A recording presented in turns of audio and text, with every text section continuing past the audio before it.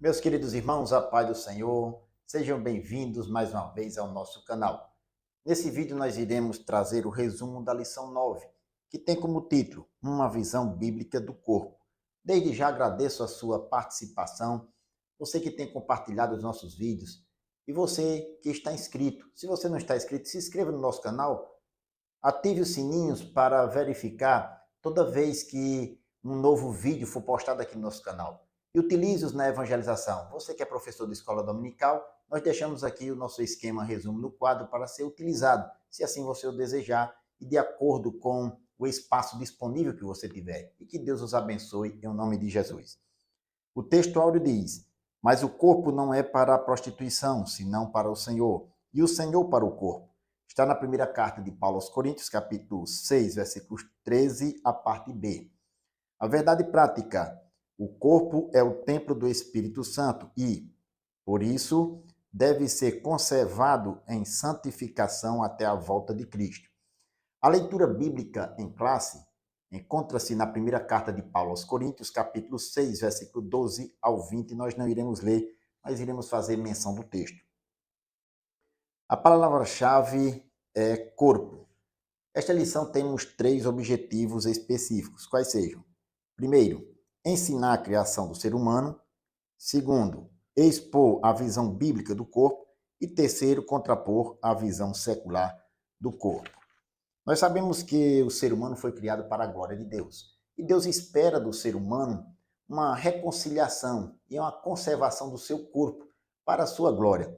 Nós iremos ver nesta lição e estudar como o homem foi criado, suas características, e fazermos uma relação contrapondo aqui a visão secular do corpo.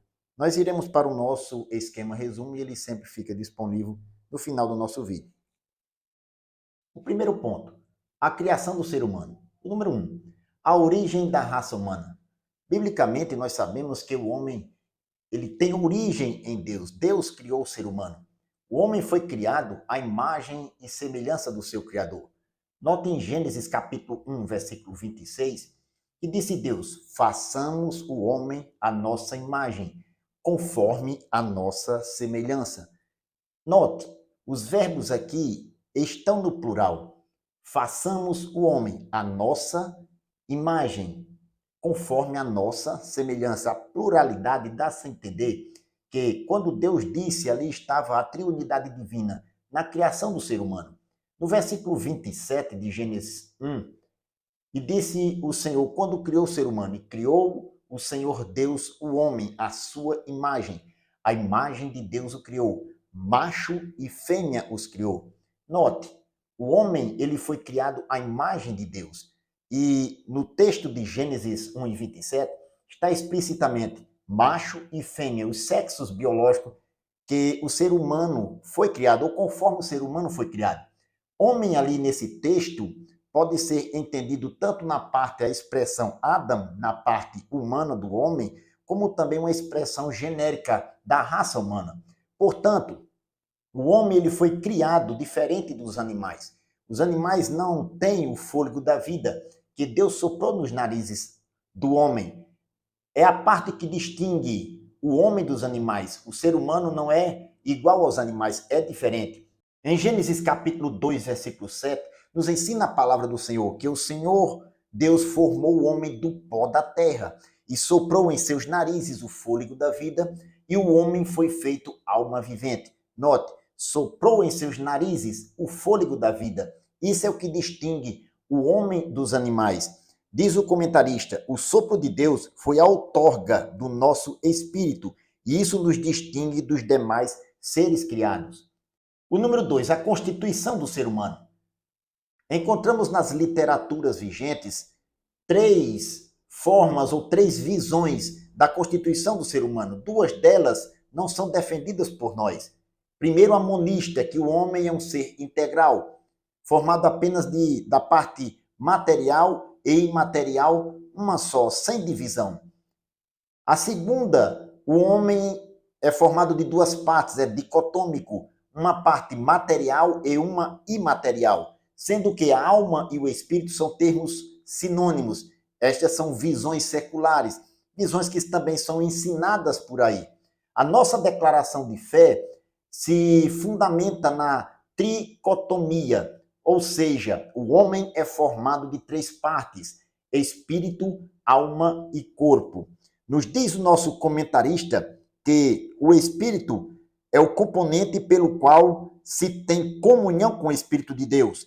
A alma é definida pelos aspectos da mente, emoções e vontade. Poderíamos dizer também que a alma é caracterizada ou tem algumas características: intelecto, vontade, emoções, autoconhecimento e natureza moral. E o corpo, conforme o nosso comentarista, é a parte que volta ao pó e que, no caso dos salvos, será transformado no dia da ressurreição de Cristo. Em 2 Coríntios, capítulo 4, versículo 16, nos ensina o apóstolo São Paulo: portanto, não desfaleçamos, mas, ainda que o nosso homem exterior se corrompa, o interior, contudo, se renova dia em dia. Note, homem exterior, a parte física, o interior, a parte espiritual. Em 1 Tessalonicenses, capítulo 5, versículo 23, ele nos acrescenta outra informação: e o mesmo Deus de paz vos santifique em tudo, e todo o vosso espírito e alma e corpo sejam plenamente conservados e irrepreensíveis para a vinda de nosso Senhor Jesus Cristo. Note, espírito, alma e corpo, que nós escrevemos aqui, são as três partes constitutivas do ser humano, a tricotomia. Nós poderíamos acrescentar aqui ainda Hebreus capítulo 4, versículo 12, que diz que a palavra de Deus é viva e eficaz e mais penetrante do que qualquer espada de dois gumes, e penetra até a divisão da alma e do espírito, das juntas e medulas, e é apta para discernir os pensamentos e intenções do coração. Note, divisão da alma e do espírito, a parte espiritual do ser humano, só quem consegue entrar, adentrar e dividi-la até o mais profundo é a palavra de Deus. O número 3, queda e restauração humana. O pecado afetou todas as áreas constitutivas do ser humano. E a vida espiritual não pode ser dissociada da vida material. Note, se o pecado ele corrompeu todo ser humano, espírito, alma e corpo, as partes constitutivas do ser humano estão contaminadas por causa do pecado. Dessa forma, nos ensina o apóstolo São Paulo, em 1 Coríntios capítulo 6, versículo 20, que está inclusive na leitura bíblica em classe, nos diz: glorificai, pois, a Deus no vosso corpo e no vosso espírito, os quais pertencem a Deus. Note, nós devemos honrar, glorificar a Deus, tanto na parte física, no corpo, como na parte imaterial, no espírito.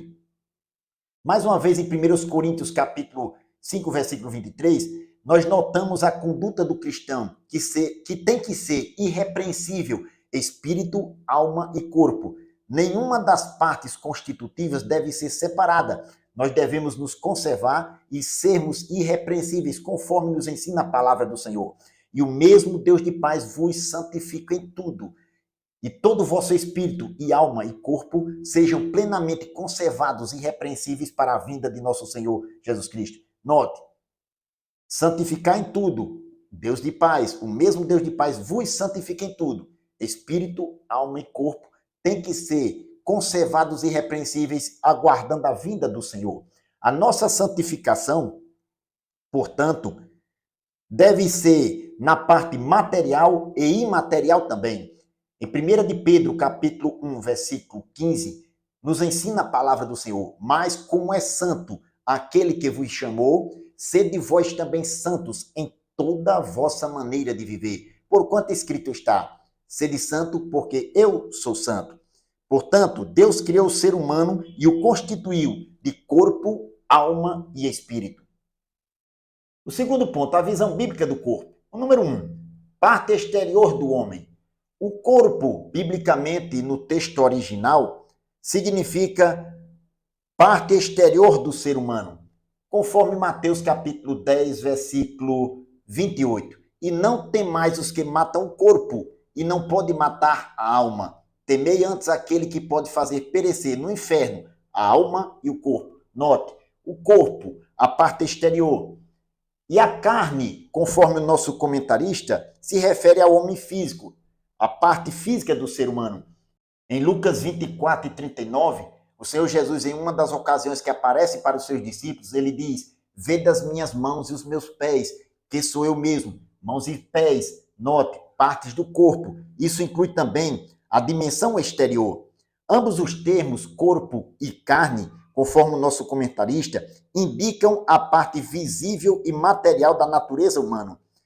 O corpo é o invólucro da parte imaterial do ser humano. Logo, ele envelhece e morre, ocasião em que a alma e o espírito deixam-no. Assim também, o nosso comentarista pontua: carne, entre parênteses, corpo, geralmente é descrita em sentido negativo. Romanos capítulo 7, versículo 18 diz: "Na minha carne não habita bem algum." Também diz que a natureza pecaminosa do homem, e não especificamente o corpo físico. Assim sendo, a nossa declaração de fé rejeita a ideia de ser o corpo uma prisão da alma e do espírito, ou de ser inerentemente mau e insignificante. Note, o corpo também é templo do Espírito Santo. É o segundo ponto. O número 2, templo do Espírito Santo. As Escrituras nos ensinam que o nosso corpo não é para ser prostituído, para a prostituição, conforme 1 Coríntios capítulo 6, versículo 13. A parte material do ser humano deve ser santa e usada para glorificar a Deus. Em 1 Coríntios capítulo 6, versículo 20, que está na leitura bíblica em classe, nos ensina a palavra do Senhor: "Porque fostes comprados por bom preço, glorificai, pois, a Deus no vosso corpo e no vosso espírito, os quais pertencem a Deus." Note, o corpo e o espírito pertencem ao Senhor. O nosso corpo deve ser usado para glorificar o nome do Senhor e não para a prostituição. A parte material nossa, do nosso corpo, ou melhor, a parte material do ser humano, o corpo humano deve ser santo e conservado assim, porque é templo do Espírito Santo. O Espírito Santo, então, ele habita no nosso corpo. O nosso corpo é templo e morada do Espírito Santo. Aqui o termo templo, nós temos alguns significados conforme o contexto bíblico. Templo traz, então, um sentido, por exemplo, de habitação ou morada da divindade. Note, o Espírito Santo, ele habita o nosso ser a partir do momento que aceitamos a Cristo como Senhor e Salvador de nossa vida. O nosso corpo passa a ser templo e morada do Espírito Santo. Em 1 Coríntios capítulo 6, versículo 19, que é o versículo anterior que está na leitura bíblica, diz: "Ou não sabeis que o nosso corpo é templo do Espírito Santo, que habita em vós, provenientes de Deus, e que não sois de vós mesmos?" Aí o versículo 20 ele acrescenta: "Porque fostes comprados por bom preço. Glorificai, pois, a Deus no vosso corpo e no vosso espírito, os quais pertencem a Deus." Note que, como templo, o Espírito Santo habita o nosso corpo, desde o momento em que aceitamos a Cristo como Senhor e Salvador de nossa vida. Passamos a ser morada do Espírito Santo. O comentarista diz: "Portanto, como santuário, o corpo nunca deve ser profanado por impureza alguma." O número 3, glorificado na ressurreição. A ressurreição de Cristo aniquilou o império da morte. Em Hebreus capítulo 2, versículo 14 e 15, é assim que nos ensina a palavra do Senhor: "E visto como os filhos participam da carne e do sangue, também ele participou das mesmas coisas, para que, pela morte, aniquilasse o que tinha o império da morte, isto é, o diabo, e livrasse todos os que, com medo da morte, estavam por toda a vida sujeitos à servidão." Foi Cristo quem aniquilou o império da morte para nos dar vitória sobre ela. Então, a última etapa da nossa salvação é a glorificação. Nos diz o comentarista: "Inclui também a redenção e a transformação do nosso corpo mortal, conforme o corpo glorioso de Cristo." Portanto, a visão bíblica do corpo tem a ver com a parte exterior do ser humano, templo e morada do Espírito Santo, e a ressurreição e glorificação final. Bendito seja o nome do Senhor. O terceiro ponto, a visão secular do corpo. O número 1, hedonismo e narcisismo. Zelar e manter o nosso corpo saudável é uma forma de glorificarmos a Deus. Na sociedade moderna, temos visto alguns conceitos que são implantados na mentalidade de forma a transformar as pessoas a buscar o prazer a qualquer custo. O hedonismo e o narcisismo são exemplos disso. O hedonismo é a obtenção do prazer e a fuga do sofrimento. O narcisismo é uma forma de amor excessivo a si próprio. São dois conceitos tirados da filosofia grega antiga. Em 1 Coríntios capítulo 6, versículo 12, nos ensina a palavra de Deus que todas as coisas nos são lícitas, mas nem todas as coisas convêm.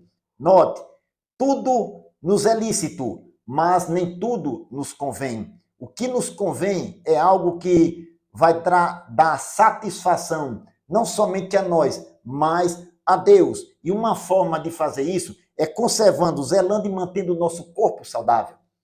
O número 2, erotização e libertinagem. Quando o Senhor Deus criou o homem, também fez a sexualidade. E um dos seus propósitos é trazer satisfação mútua do casal, o sexo dentro do casamento.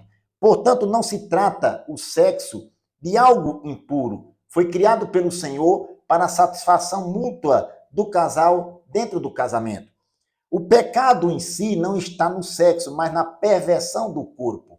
Na primeira carta de Paulo aos Tessalonicenses, capítulo 4, versículo 3, o apóstolo nos ensina: porque esta é a vontade de Deus, a vossa santificação, que cada um de vós saiba possuir o seu vaso em santificação e honra, não na paixão de concupiscência como os gentios que não conhecem a Deus. Note, o termo vaso ali, em Bíblias mais atualizadas, ou melhor, nas traduções atuais da Bíblia, também pode ser traduzido por cônjuge. Ou seja, quando o apóstolo diz, cada um saiba possuir o seu vaso, ele está dizendo, cada um de vós saiba possuir o seu cônjuge em santificação e honra, não na paixão de concupiscência como os gentios que não conhecem a Deus. Note, nem todo sexo dentro do casamento é algo dado pelo Senhor. Nós devemos também tomar cuidado com o sexo dentro do casamento. Não é toda forma de sexo, mas a forma de sexo constituída por Deus. Cada um de vós saiba possuir o seu cônjuge em santificação e honra, não na paixão de concupiscência como os gentios que não conhecem a Deus. Vocês devem ter já compreendido o texto em si. Todavia, nos diz o comentarista, em nossos dias, a erotização do nosso corpo tem sido amplamente explorada pelas mídias, artes, músicas, literaturas, com o objetivo de estimular práticas sexuais ilícitas. Mas a Bíblia nos adverte, mais uma vez, em 1 Coríntios 6 e 12, todas as coisas me são lícitas, mas nem todas as coisas convêm. O número 3, liberdade e autonomia. O ser humano foi criado por Deus com livre-arbítrio. Isso indica que nós temos autonomia nas decisões e de se autogovernar. Porém, todos os nossos atos serão alvo do juízo divino. Tudo que fazemos ou deixamos de fazer por negligência, o que é certo, Deus há de cobrar do ser humano. Iremos prestar contas a Deus. O comentarista acrescenta: não obstante, no atual cenário, ideias secularistas promovem a banalização do corpo. O existencialismo ateu é um exemplo disso. Descobrir o sentido da vida. O homem deve usufruir de liberdade incondicional. Note, o existencialismo é uma corrente filosófica moderna que diz que o homem é livre para fazer o que quiser. E essa liberdade é incondicional. Mas a Bíblia nos garante que o homem é um ser livre, é dotado de livre-arbítrio. Ele tem poder de decisões e de autogovernar-se. Porém, a Bíblia também nos ensina que todas as nossas decisões, as nossas práticas, nossas atitudes, até mesmo as nossas omissões daquilo que sabemos fazer de certo e não fazemos, será alvo do juízo divino. Vai existir uma prestação de contas. Desse modo, ainda acrescenta o comentarista a respeito do existencialismo, os seus adeptos atuam contra o corpo na legalização do assassinato de criança no ventre da mãe, da prostituição, dos entorpecentes, do suicídio assistido e assim por diante. Contrário a esse ativismo, nos diz o comentarista, citando o apóstolo São Paulo, na primeira carta dos Coríntios, capítulo 6, versículo 19. Não sabeis que não sois de vós mesmos? Portanto, o hedonismo e o narcisismo, a erotização e a libertinagem fazem parte de uma visão secular do corpo. Queridos, nós fomos criados por Deus e temos nossa liberdade. Todas as coisas nos são lícitas, mas nem todas as coisas nos convêm. Devemos guardar o nosso corpo, a parte material, que é templo e morada do Espírito Santo, para glorificar o nome do Senhor. Eu gostaria de citar aqui a conclusão ou parte dela do nosso comentarista, abro aspas. Criado da terra à imagem e semelhança divinas, o homem é constituído de 3 substâncias, espírito, alma e corpo. Nessa concepção, não podemos pecar com o corpo, sem afetar o espírito e a alma. O corpo é morada do Espírito Santo, que não habita em santuário impuro. Na vinda de Cristo, o corpo dos santos será glorificado. Assim, o corpo não deve ser tratado como algo pejorativo. O princípio de cuidado e santidade do corpo deve ser observado pelos que pertencem a Deus, fecho aspas. Que Deus os abençoe em nome de Jesus.